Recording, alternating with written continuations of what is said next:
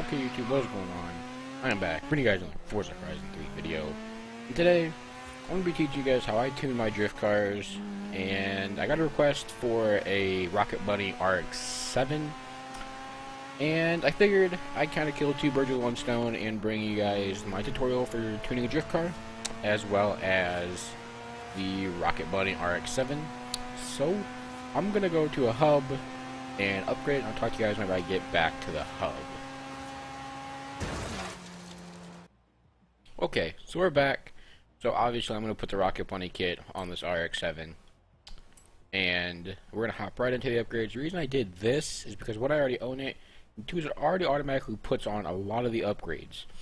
So one thing is though, is it does kind of screw up the, can script the engine a little bit. Just going to check and make sure we still have the stock engine, because that's what I want to put in it. And good there. See what we have for aero. Not gonna do Forza. We're gonna keep the Rocket Bunny on. Hood. What do we have as far as hood possibilities? I really like that one. We'll go with that one. For this car, we're just gonna take down the tire width. I'm probably gonna run 265s in the front. We'll take this down to 295s in the rear. Rims I'm gonna keep the same. I'm gonna keep race compound on actually. It's a little trick I found with some of these cars. For the driveline, we're going to max everything out. Transmission and diff, so we're able to tune it. That's basically the same thing we're going to do for the platform and handling. Is put all the race parts on, as well as maybe a roll cage. How much does this thing weigh? Kind of want to look at weight a little bit. Quick down to about 2,600 pounds. And then we're at 312. I'm a fan of high horsepower builds, so I kind of like to get as much horsepower as I can without going crazy. Now there are certain times I'll do lower horsepower builds just for fun. Depending on how much power we can squeeze out of this, we might need to lower the tire compound. But for this car, we're pretty much just going to max everything out. I have a couple of low horsepower cars that are really fun to just drift around. There we go. Okay, so now that we have the car built, for tuning, this depends on you as a driver and how you feel. I'd find a drift zone or like a little section that you're really comfortable driving on, and go there first, so you can kind of get the tune down. I recommend something with some high-speed entries, some tight sweepers. For this car, personally, my tunes are pretty basic. I'm here at the mountain drift zone and the outback. We're just drift it stock down and up, and then tune it and do the same thing. Just to get a feel for the suspension. I already know what I need to do for camber, but just to get a feel for how much looser or tighter we need to make the suspension. Definitely something that needs to be known. And at 67k. Okay, so I'm gonna loop back around and just run it up real quick. Third gear seems to be the gear with the power. You just don't have very much camber to it for the tune. Yeah. So I think what I'm going to do actually now is just stop right here and tune the car. So tire pressure for this car in particular feels pretty good. Usually I kind of lower it down to about 26 psi all around. For this car, that tire pressure feels fine. Gearing, something you really have to play with. I really can't tell you guys how to tune a car gearing wise. Just something that you're going to have to learn and mess with as you start tuning cars, because it's different for just about every car. Alignment, I'm going to bump the front up to 5 and take the rear down to 0. Now for me, my tunes aren't your average Forza tune. They're more set to like a realistic type of FD tune.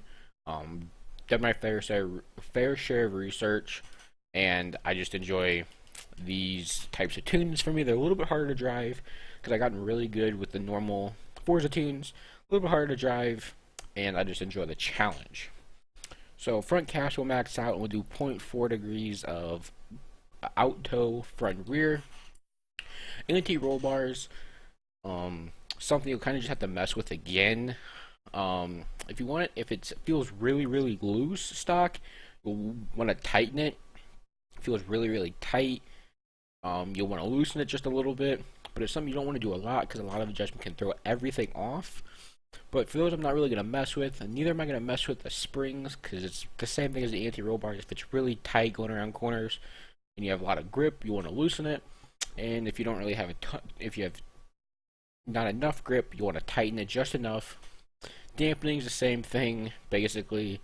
Something you can mess with. I kind of choose never to really touch dampening because for drifting, I really haven't noticed the need for it. Aero, you mess with braking, is something that I do kind of tend to mess with. I'll put my rear to 35%.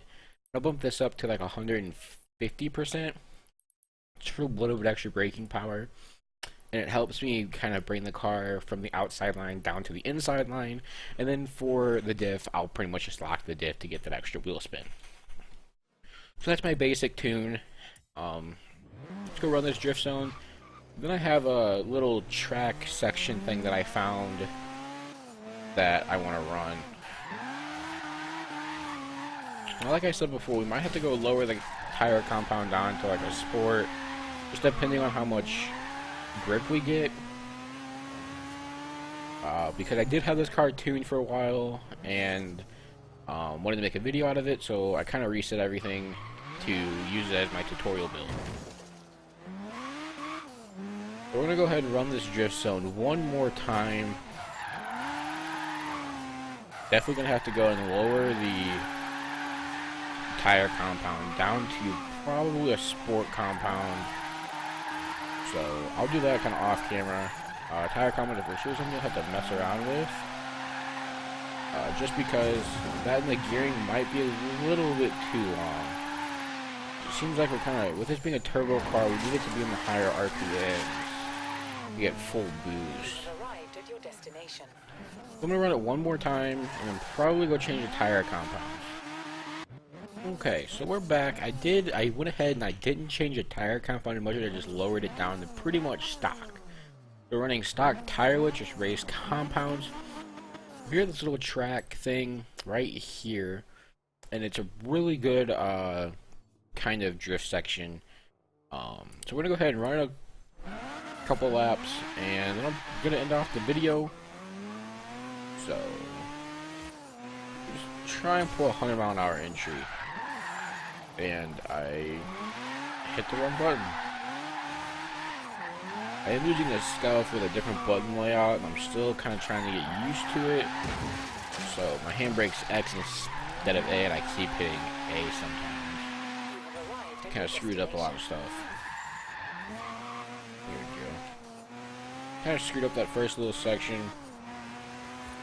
Or redeem ourselves coming into this.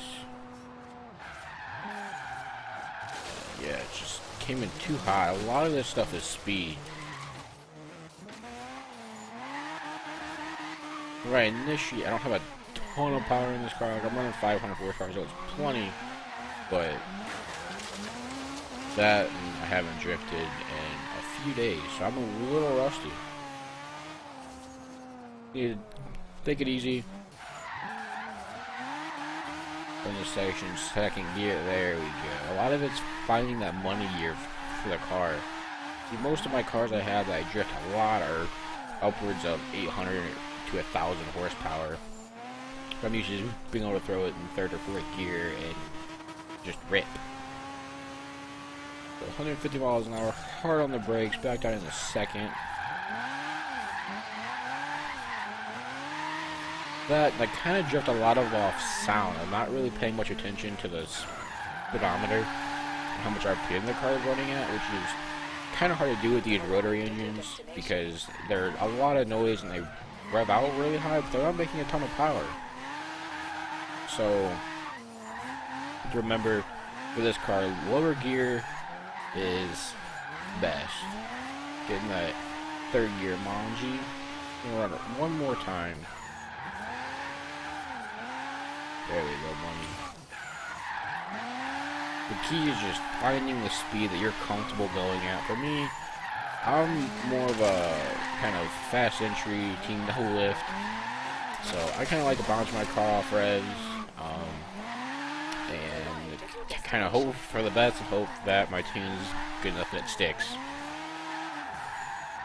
At least with these high horsepower cars. My lower horsepower cars, I'm pretty technical with, but for this, it all works out.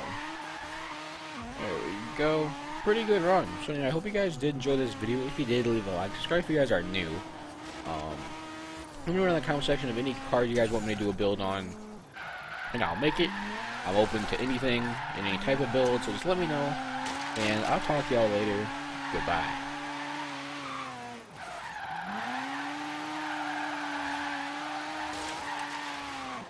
You have arrived at your destination.